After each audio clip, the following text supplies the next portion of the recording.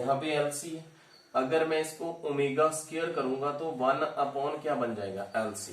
तो 1 upon LC को क्या लिखेंगे आप, D square Q upon dt square plus omega square Q is equal to 0। इसको बोलते हैं आप डिफरेंशियल फॉर्म ऑफ इक्वेशन। क्या बोलेंगे इसको, डिफरेंशियल फॉर्म ऑफ इक्वेशन। अब यहां से आपने फ्रीक्वेंसी बताना, v is equal to omega upon 2 pi. क्या लिखेंगे, v is equal to omega upon 2 pi. Then v is equal to omega का value 1 upon 2 pi square root of LC। तो ये आ गया आपका second part, frequency of LC oscillation. ध्यान से देखना है कैसे करा हमने। अब यहां से बोल सकते हैं b is the frequency of LC oscillation and this equation इस इक्वेशन को हम बोलेंगे differential equation in the simple harmonic oscillator. क्या बोलेंगे, डिफरेंशियल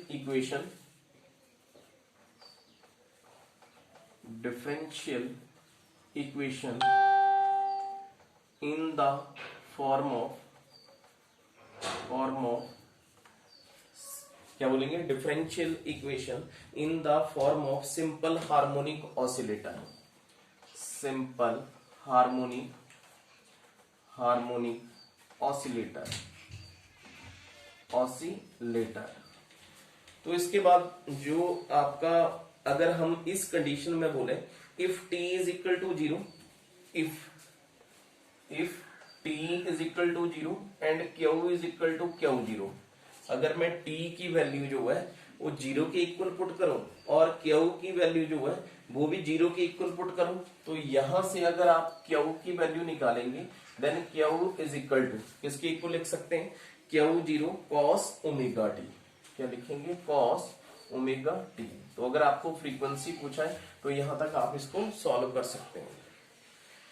अब हमने जी इसका थर्ड पार्ट करना है। थर्ड पार्ट जो है आपके पास उसको बोलेंगे एनर्जी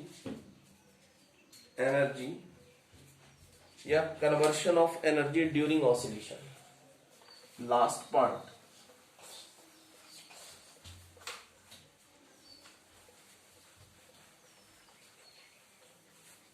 कन्वर्शन ऑफ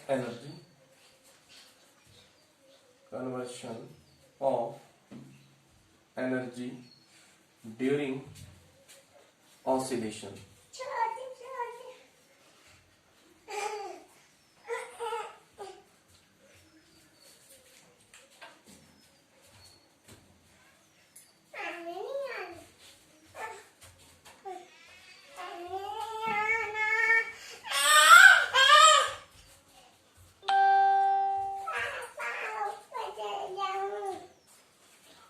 अब जो एनर्जी निकालनी है हमने इंडक्टर और कैपेसिटर के बीच में, तो हमारे पास फॉर्मूला था Q is equal to Q0 cos omega t। जो हमारे पास फॉर्मूला है Q is equal to Q0 cos omega t। तो यहां से हम करंट निकालेंगे, current is equal to rate of change of charge with respect to time, it mean d upon dt Q0 cos omega t के equal. तो derivative निकालना है, I is equal to Q0 आपका कॉमन आ गया, cos omega t का derivative आएगा minus sine omega t और ओमेगा का t का derivative omega, then minus Q0 omega into sine omega t के इक्वल। अब हमने एनर्जी स्टोर्ड इन इंडक्टर का फॉर्मूला है हमारे पास, जो एनर्जी स्टोर्ड इन इंडक्टर निकालना है,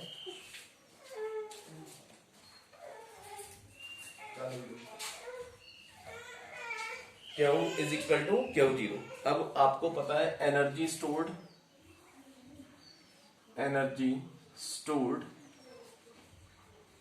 इन इंडक्टर क्या फॉर्मूला है, U is equal to 1/2 Li square और कैपेसिटर के लिए 1/2 CB स्क्वायर। ध्यान से देखना है। अब यहाँ पे फॉर्मूला है CB स्क्वायर। अगर मैं B की वैल्यू निकालूं तो किसके इक्वल आएगा, Q अपॉन C। तो 1/2 C multiply by Q square upon C square mean U is equal to 1/2C into Q square. तो हमने रीअरेंज करा इस फॉर्मूले को, हमारे पास क्या फॉर्मूला बना, क्यू स्क्वायर।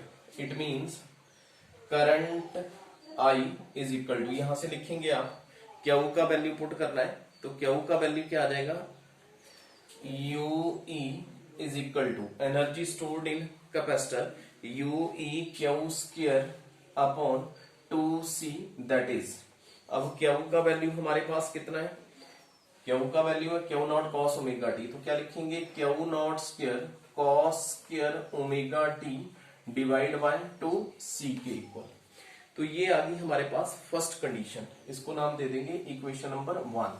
अब energy stored in inductor is equal to 1/2 Li square, ये आपका इंडक्टर का फॉर्मूला है। अब U is equal to 1/2 L और I की वैल्यू जो है आपके पास, ये देखो I की value minus Q0 omega into sine omega t value put करेंगे, minus Q0 omega into sine omega t whole square. U is equal to 1/2 L Q not square omega square sine square omega T के equal.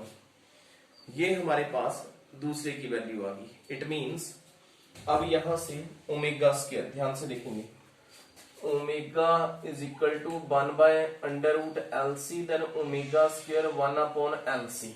इसको U 1/2 L Q not square 1/LC क्या आ गया, sign square omega T. अब इसको solve करेंगे जी, यहां से क्या आ जाएगा, U इज इक्वल टू 1/एक L के साथ एक L कैंसिल हो गया, 1/2C q not square sine square omega t. ये आ गई आपके पास इक्वेशन नंबर सेकंड। एडिंग 1 + 2 दोनों को ऐड करेंगे, इसको आप C नाम दे दो और इसको आप I नाम दे दो इंडक्टर।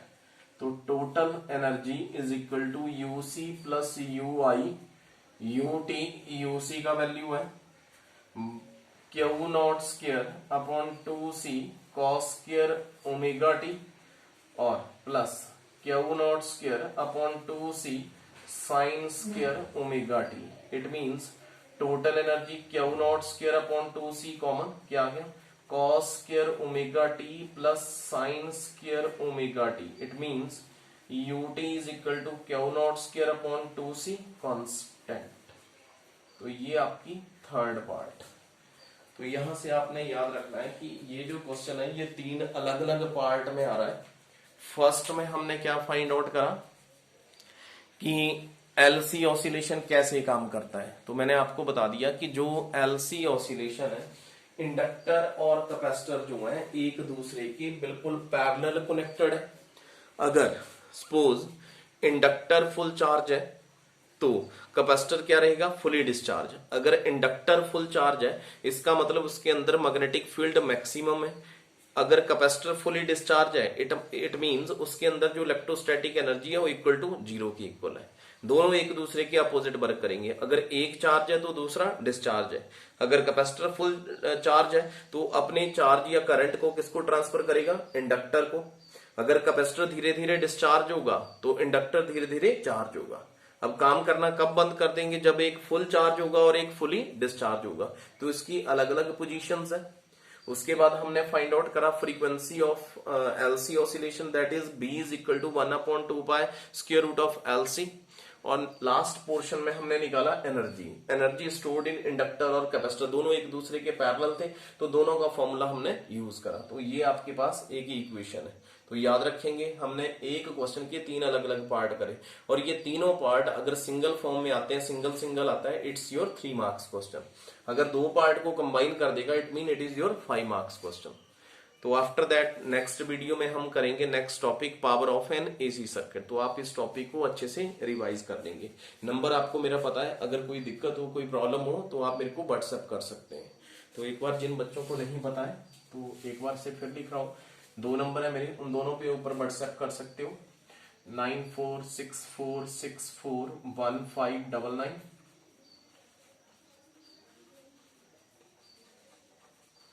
और सेकंड है 8219578280। दोनों के ऊपर व्हाट्सएप है, किसी के ऊपर भी आप ट्राई कर सकते हैं और पूछ सकते हैं जो आपकी प्रॉब्लम है। So thank you.